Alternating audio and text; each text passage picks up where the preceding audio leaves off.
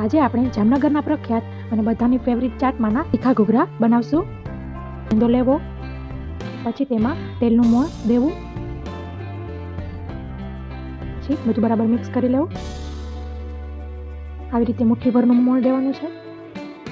પછી ધીરે ધીરે પાણી ઉમેરીને લોટ બાંધવો. લોટ બહુ ઢીલો નહીં કે ન કડક એવો બાંધવો.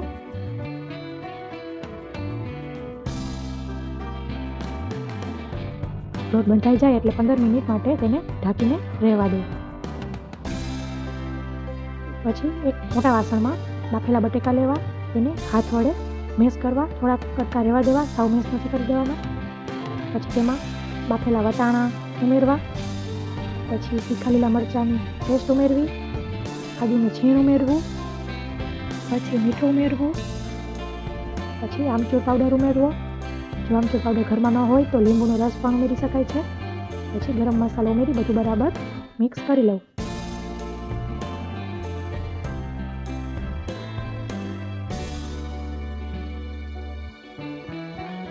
તો આપણું ઘૂઘરાનું સ્ટફિંગ તૈયાર છે. હવે આપણે ઘૂઘરા માટે રોટલી વણશું.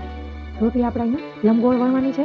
રોટલીના પાતળી કે જાડી એવી માપની વણવાની છે. પછી થોડુંક 1 ચમચી જેટલું કે 1.5 ચમચી જેટલું જ મસાલો ભરવો. બહુ ઓવર મસાલો નથી ભરવાનો, કેમ કે આપણે પછી ઘૂઘરાને ખાડો કરીને સર્વ કરવાનું હોય છે. પછી આવી રીતે તેની કિનારી પર પાણી ચોપડીને સીલ કરવું.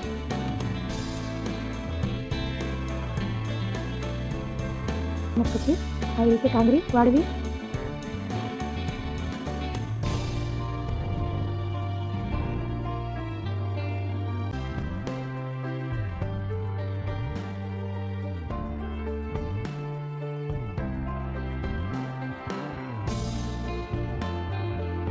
તમે જોઈ શકશો સરસ કાંગરી વળાઈ છે. આવી રીતે એક બેચમાં તળાય એટલા ઘૂઘરા તૈયાર થઈ જાય એટલે ગરમ તેલમાં તળી લેવા.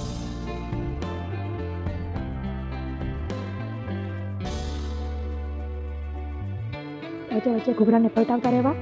સરસ ગોલ્ડન બ્રાઉન થાય ત્યાં સુધી ઘૂઘરાને તળવાના છે.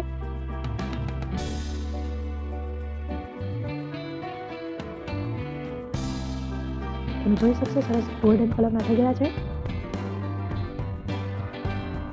પછી આવી રીતે ઘૂઘરામાં ખાડો કરીને તેમાં ખજૂર આંબલીની ચટણી ઉમેરવી, પછી લીલી ચટણી ઉમેરવી, પછી લસણની ચટણી ઉમેરવી, પછી દાળમના દાણા ઉમેરવા. દાળમના દાણા ઘરમાં ન હોય તો પણ ચાલે. પછી મસાલા સિંગ ઉમેરવી, પછી ડુંગળી અને કોથમીર ઉમેરવી, સેવ ભભરાવી, પાછી થોડી આંબલીની ચટણી રેડી તરત જ સર્વ કરવું.